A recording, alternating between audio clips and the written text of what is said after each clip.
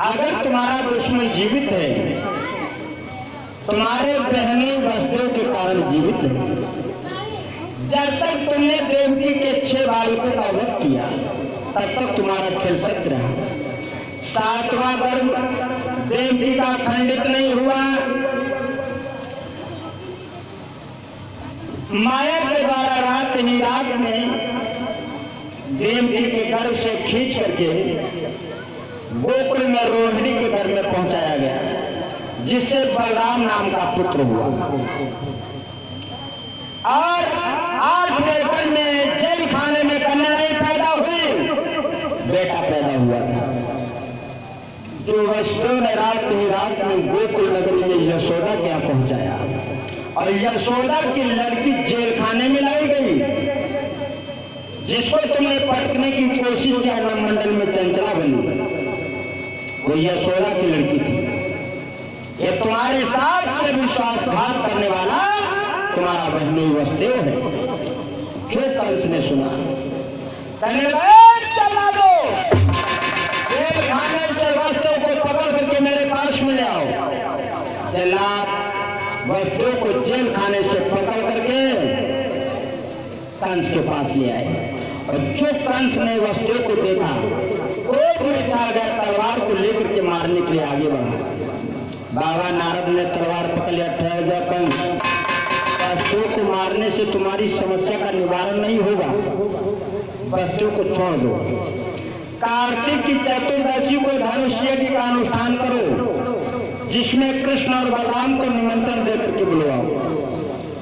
और अगर वसुदेव मर जाएंगे, तुम्हारा रिश्ता कृष्ण और बलराम से खत्म हो जाएगा। अगर वसुदेव जिंदा रहेंगे, कृष्ण और बलराम से तुम्हारा रिश्ता रहेगा।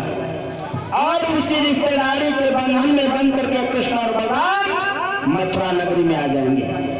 जब मथुरा नगरी में निमंत्रण में आ जाएं, कृष्ण और बलराम को जान से खत्म कर दो। बाबा नारद ने अकल बता दिया, चले गए। इधर कंस ने धनुष यज्ञ का अनुष्ठान किया, अक्रूर को बुलाया। अक्रूर, तुम वृंदावन के लिए चले जाओ, कृष्ण और बलराम को निभा करके आओ। तो अक्रूर समझ गए। अक्रूर बोले, हैं महाराज, मैं जानता हूं कृष्ण और बलराम को तुम किस लिए बुला रहे हो, मरवाने के लिए। लेकिन मैंने तुम्हारा नमक खाया है, उस रिश्ते से तुम्हें कुछ सलाह देना चाहता हूं, बोलो। तो अक्रूर बोले,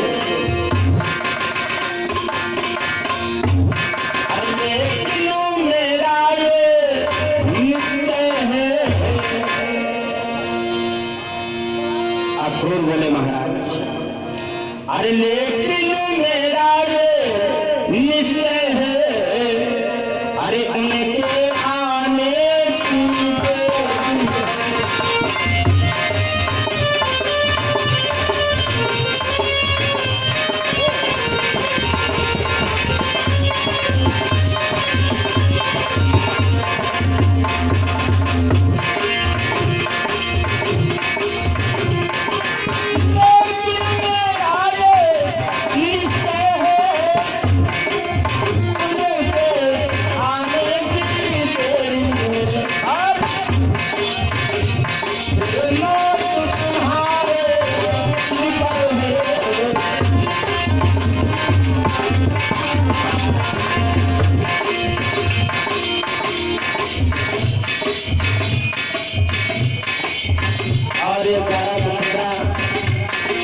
भगवान की प्रदान हो गए, भगवान की कामना है।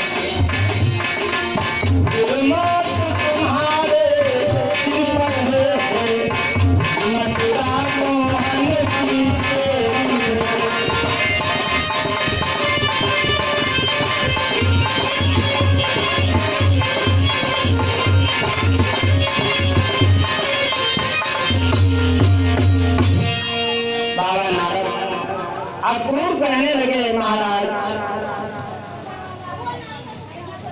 कृष्ण और बलराम को आने की देरी है। अगर मथुरा नगरी में कृष्ण और बलराम आ गए, फिर तुम्हें कोई बचा नहीं पाएगा। जो कंस ने सुना, तलवार को लेकर के आगे बढ़ा, तो हमें सबक सिखा रहा है। अक्रूर कहने लगे महाराज मैं जा रहा हूं। कंस ने एक व्रत किया है, अक्रूर मथुरा नगरी से वृंदावन के लिए चले। जिस समय चले हैं गम के सागर में उछलते डूबते हुए जा रहे हैं। सोचा है कितने मैं पापी, इस समय कौन से बचूं। सोचा है मैं पापी, इस समय कौन से बचूं।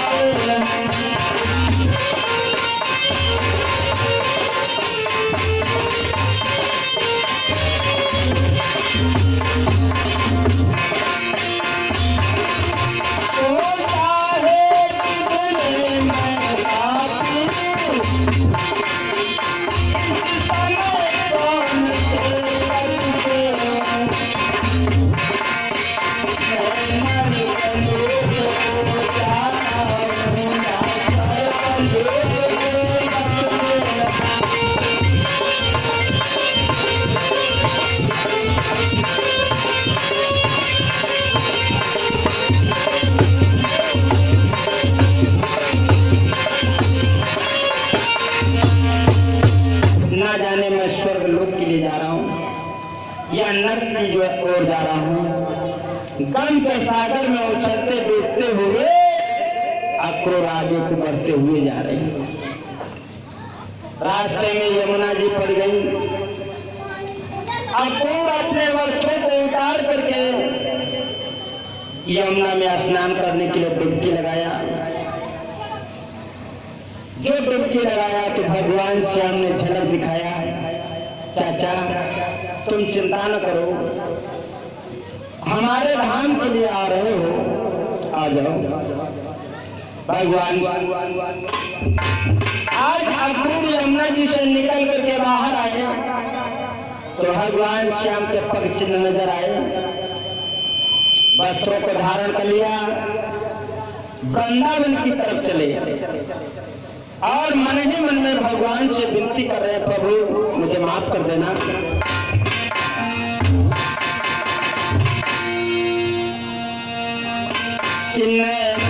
बस जाकर समारोह कमल नयन के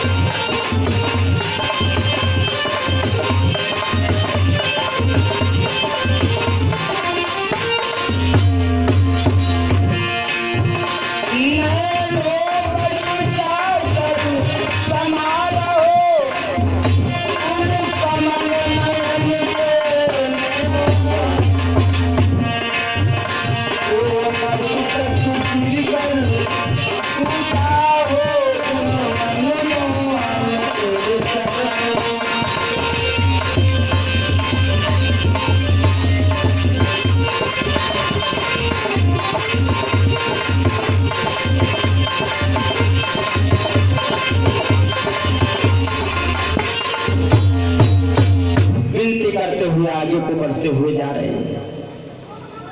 वृंदावन की गलियों में पहुंच गए। जिस समय बाबा नंद को मालूम हुआ है कि हमारे चचेरे भैया अक्रूर आए हैं, वृंदावन की गली में आ गए और आते आते अक्रूर को गले से लगा लिया। आंखों में आंसू लेकर के कहने लगे, भैया भैया ना जाने मैंने कितने पत्र व्यवहार किया, कितने संदेश भेजा, आज तुम्हें आने का मौका मिला है। और बाबा नंद बोले, भैया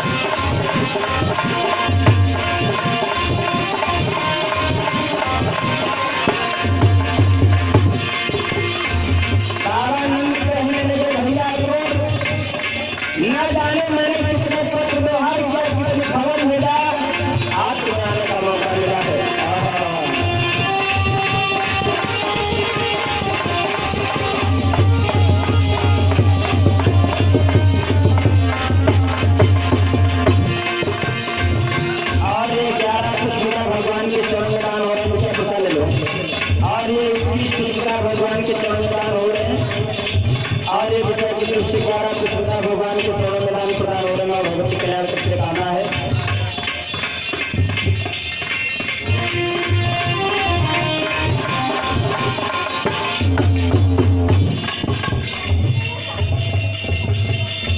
और 11 भगवान के चरण मिलान प्रदान हो रहा है, भगवती कल्याण करके कहना है।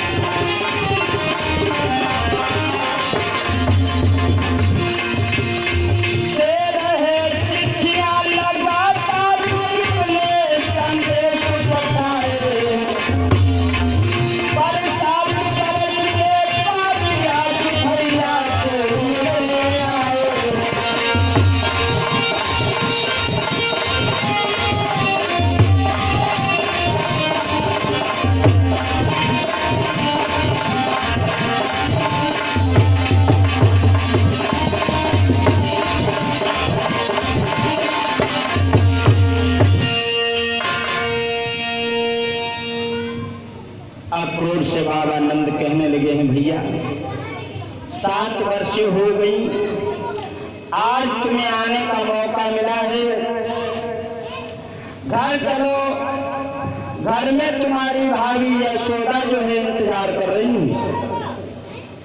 महलों में लाए, जो यशोदा ने देखा, यशोदा पूछने लगी, देवर जी आज ये पश्चिम में सूर्य कैसे निकल आए?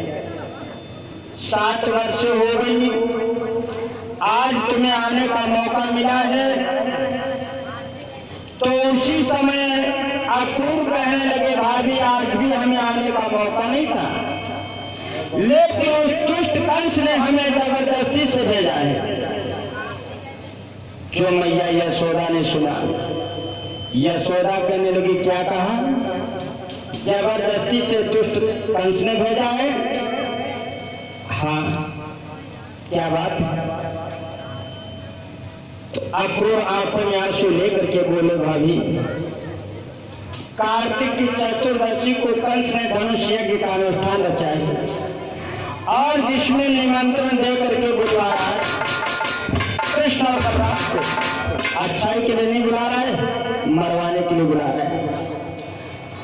जो मैया यशोदा ने सुना, मैया यशोदा रोने लगी, देवर जी साथ ये कंस ना जाने कितने बड़े बड़े दिग्गज योद्धाओं को भेजा मरवाने के लिए मेरे बेटा कन्हैया को, फिर भी आज तक ये खूनी दाह उसकी बुझी नहीं। कंस को गालियां देने लगी यशोदा।